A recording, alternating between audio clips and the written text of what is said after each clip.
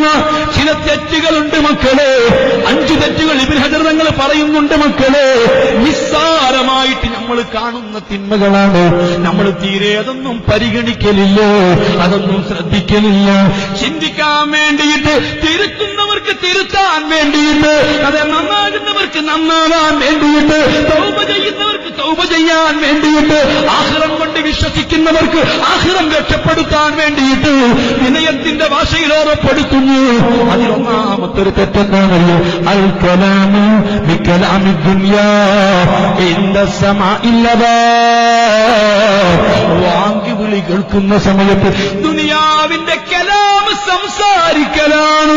വാങ്കി വിളിക്കുന്നത് കേൾക്കുമ്പോൾ അല്ലാഹുവിന്റെ പള്ളി മിനാരങ്ങളിൽ നിന്ന് മുഅ്മിനീങ്ങൾ വാങ്കി വിളിക്കുമ്പോ, ആ വാങ്കി വിളിക്കുന്ന സമയത്ത് ദുനിയാവിന്റെ സംസാരിക്കുന്നവർ അവര് മരിക്കുന്ന സമയത്ത് പേടിക്കണം.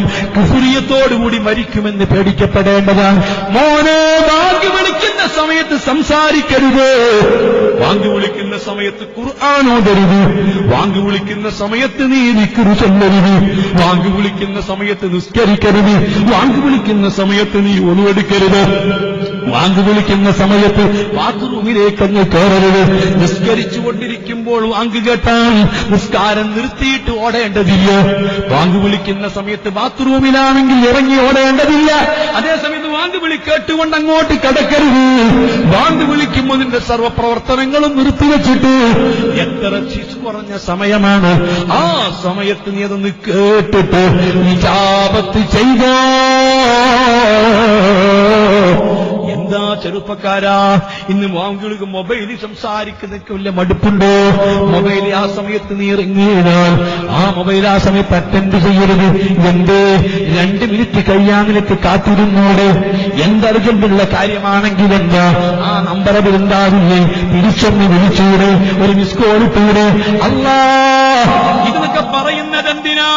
ആയിരക്കണക്കിന് അല്ലാഹുവിന്റെ മലായിക്കത്തിനെ സാക്ഷി നിർത്തിയിട്ട്, ഇവിടെ ഒരുമിച്ച് പരിശുദ്ധ അർവാഹികളെ സാക്ഷി നിർത്തിയിട്ട് ഈ ജനങ്ങളോട് മുഴുവനും ഞാൻ ശ്രദ്ധയിൽപ്പെടുത്തുന്നു.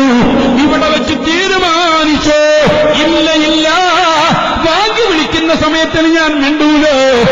വാങ്ക് വിളിക്കുന്ന സമയത്ത് ഞാൻ ഇനി സംസാരിക്കൂല. അവൻ വിജയിക്കും. ഹബീബ് മുത്തുനബി പറഞ്ഞത് ഹദീസുകളിൽ നിന്ന്, മൻ തകല്ലമ ബികലാമിൻ ഇൻദല്ലദാനി യതലജലു ലിസാനുഹു ഇൻദൽ മൗത്ത്. മരിക്കുന്ന